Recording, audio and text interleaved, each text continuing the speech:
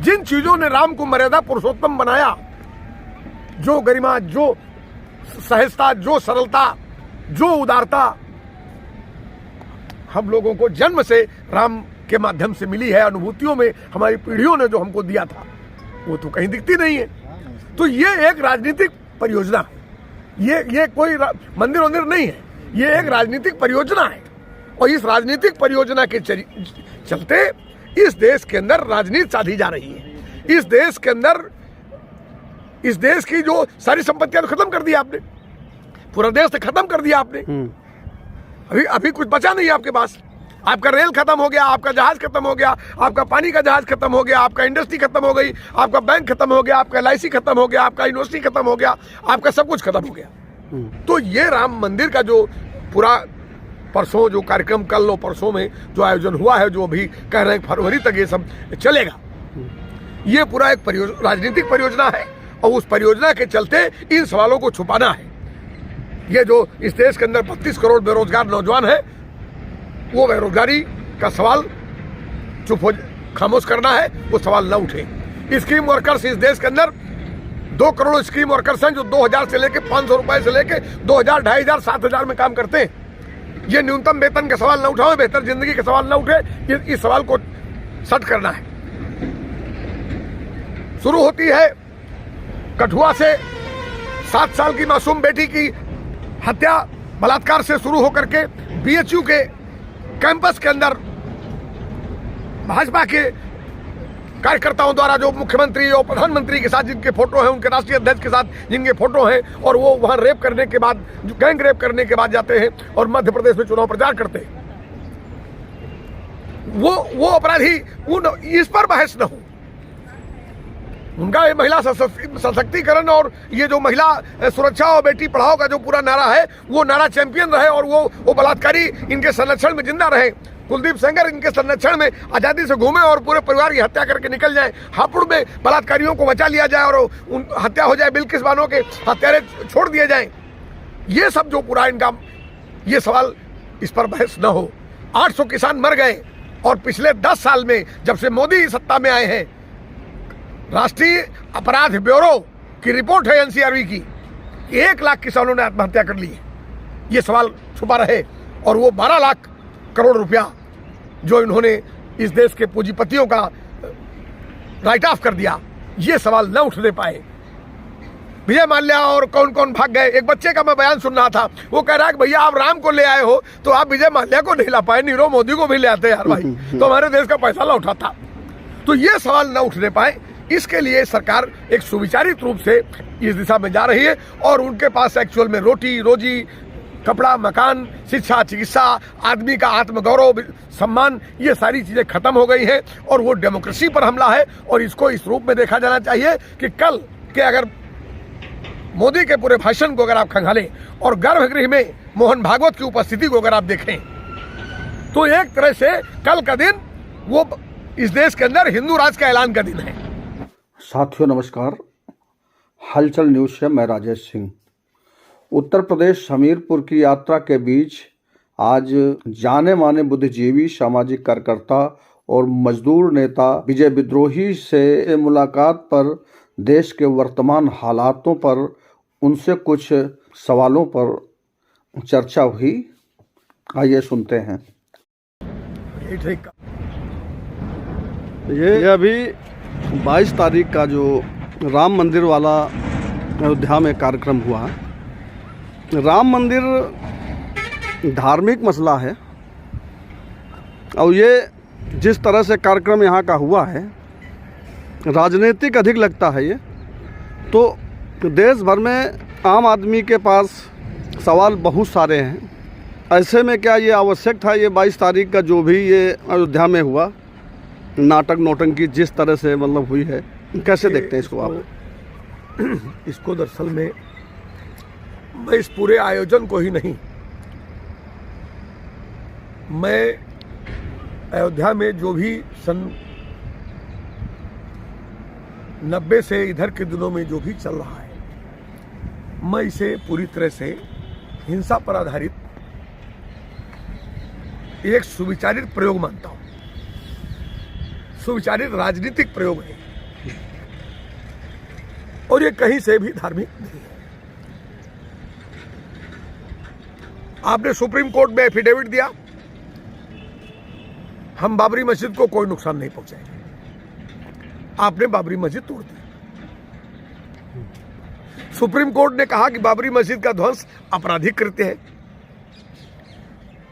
Supreme court ने यह भी कहा कि मूर्तियां वहां रखी गई 49 में।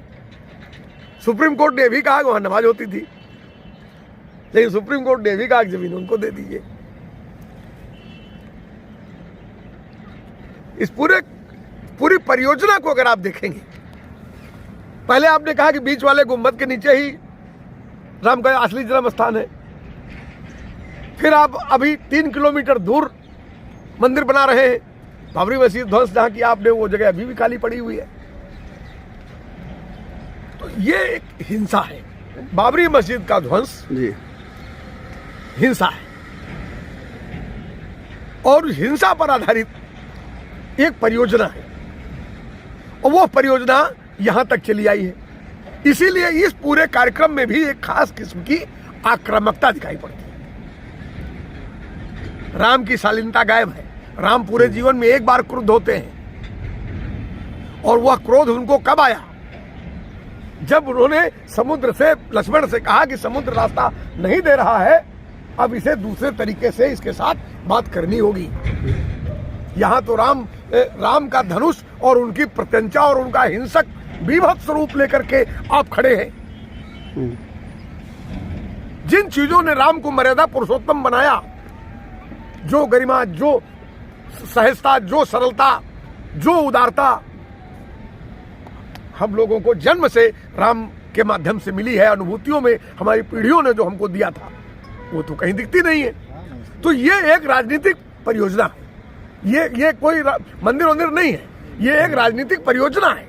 और इस राजनीतिक परियोजना के चलते इस देश के अंदर राजनीति साधी जा रही है।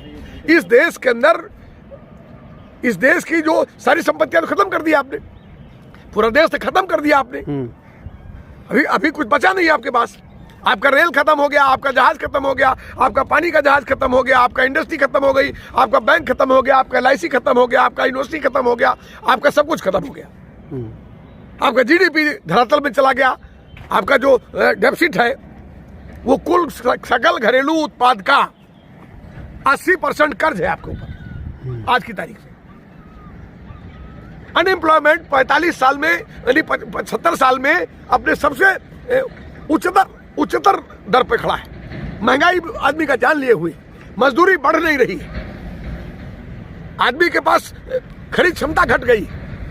तो ये सारा जो क्राइसिस है, आपका मिनिमम स्केल इंडस्ट्री मर गया है, मध्यम उद्योग मर गया है। आपको आशा है क्या? आप कर क्या रहे? आपके पास एक परियोजना बची है, वो परियोजना है डाइवर्जन की, वो परियोजना है सांप्रदायिकता की, वो परियोजना है लड़ाने की। तो ये राम मंदिर का जो पूरा परसों जो कार्यक्रम, कल और परसों में जो आयोजन हुआ है, जो अभी कह रहे हैं फरवरी तक ये सब चलेगा, ये पूरा एक राजनीतिक परियोजना है। और उस परियोजना के चलते इन सवालों को छुपाना है। ये जो इस देश के अंदर 32 करोड़ बेरोजगार नौजवान है, वो बेरोजगारी का सवाल खामोश करना है, वो सवाल न उठे। स्कीम वर्कर्स इस देश के अंदर 2 करोड़ स्कीम वर्कर्स हैं, जो 2000 से लेके 500 रुपए से लेके 2000, 2500, 7000 में काम करते हैं। ये न्यूनतम वेतन का सवाल न उठाओ, बेहतर जिंदगी का सवाल न उठे, इस सवाल को सट करना है। शुरू होती है कठुआ से 7 साल की मासूम बेटी की हत्या बलात्कार से शुरू होकर के BHU के कैंपस के अंदर भाजपा के कार्यकर्ताओं द्वारा जो मुख्यमंत्री और प्रधानमंत्री के साथ जिनके फोटो हैं, उनके राष्ट्रीय अध्यक्ष के साथ जिनके फोटो हैं, और वो वहां रेप करने के बाद, गैंग रेप करने के बाद जाते हैं और मध्य प्रदेश में चुनाव प्रचार करते हैं। वो अपराधी इस पर बहस न हो। उनका ये महिला सशक्तिकरण और ये जो महिला सुरक्षा और बेटी पढ़ाओ का जो पूरा नारा है, वो नारा चैंपियन रहे और वो बलात्कारी इनके संरक्षण में जिंदा रहे। कुलदीप सेंगर इनके संरक्षण में आजादी से घूमे और पूरे परिवार की हत्या करके निकल जाए। हापुड़ में बलात्कारियों को बचा लिया जाए और हत्या हो जाए, बिल्किस बानो के हत्यारे छोड़ दिए जाए। ये सब जो पूरा इनका ये सवाल, इस पर बहस न हो। 800 किसान मर गए और पिछले 10 साल में जब से मोदी सत्ता में आए हैं, राष्ट्रीय अपराध ब्यूरो की रिपोर्ट है एनसीआरबी की, 1 लाख किसानों ने आत्महत्या कर ली है। ये सवाल छुपा रहे और वो 12 लाख करोड़ रुपया जो इन्होंने इस देश के पूंजीपतियों का राइट ऑफ कर दिया, ये सवाल न उठने पाए। विजय माल्या और कौन कौन भाग गए। एक बच्चे का मैं बयान सुन रहा था, वो कह रहा है कि भैया आप राम को ले आए हो तो आप विजय माल्या को नहीं ला पाए, नीरव मोदी को भी ले आते यार भाई, तो हमारे देश का पैसा लौटा था।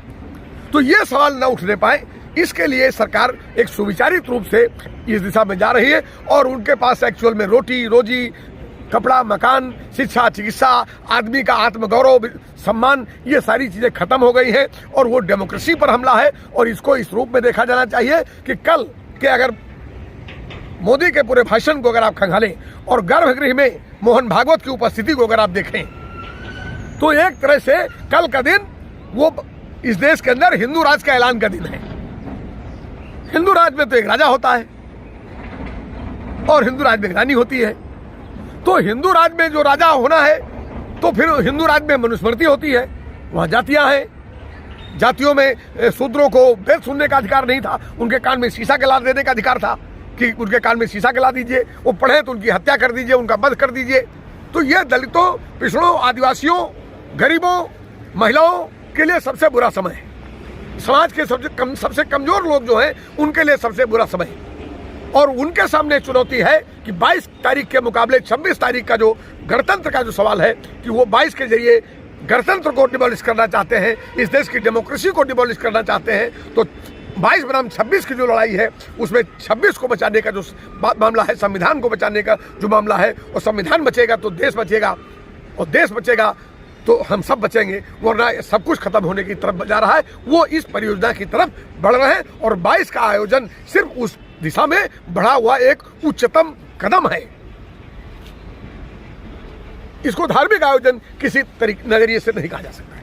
आम आदमी को क्या ये सब कुछ हो रहा है तो आम आदमी को कुछ समझ में नहीं आ रहा या दिखाई नहीं पड़ रहा है? बहुत पहले मुंशी प्रेमचंद जी ने 1921 में एक पत्र में लिखा था, जब आरएसएस के निर्माण की प्रक्रिया शुरू होने वाली थी और हिंदू महासभा टूट रही थी और उसका एक हिस्सा कांग्रेस में जा रहा था और एक हिस्सा संघ बनाने की तरफ बढ़ रहा था, तो बहुत चिंतित थे वो और उन्होंने अपने एक मित्र को एक पत्र लिखा था। दयानंद निगम उनके मित्र थे, उनको मुंशी जी ने एक पत्र लिखा था।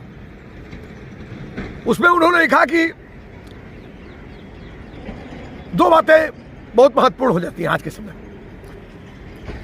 उन्होंने कहा कि हिंदू मुसलमान का मसला बहुत नाजुक है, इसे शिद्दत से अगर हल नहीं किया गया तो किसी आजाद भारत की बात तो छोड़ दीजिए, किसी भी तरह के भारत के निर्माण की कल्पना सूनी हो जाएगी।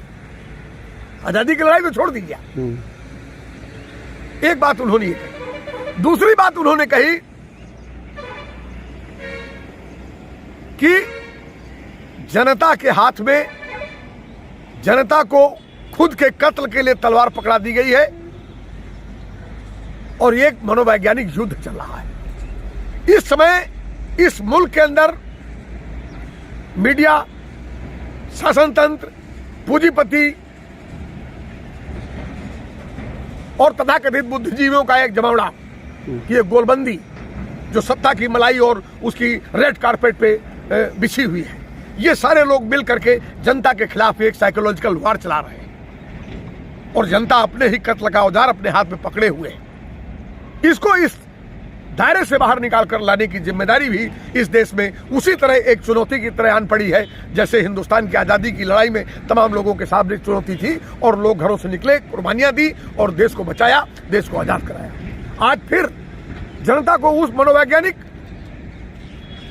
साइकोलॉजिकल वार से बचा के लाने की जरूरत है और उसको उसके सवालों पर जब तक आप नहीं खड़ा करेंगे, उसके रोटी का सवाल, उसके सम्मान का सवाल, उसकी इज्जत का सवाल, उसके रोजगार का सवाल जब तक आप प्रधान नहीं कर देंगे और आंख डाल करके, सत्ता की आंखों में आंख डाल करके जब तक लोग यह सवाल करना नहीं शुरू करेंगे कि हमारी रोटी कहां है, हमारा मकान कहां है, हमारी इज्जत आबरू कहां है, ये कौन से तुम्हारे रिश्तेदार हैं जो बीएचयू के कैंपस से बलात्कार कर रहे हैं, ये मणिपुर में महिलाओं को, महिला सशक्तिकरण, मणिपुर में महिलाओं के साथ नंगी परेड कराने वाले कौन से लोग हैं,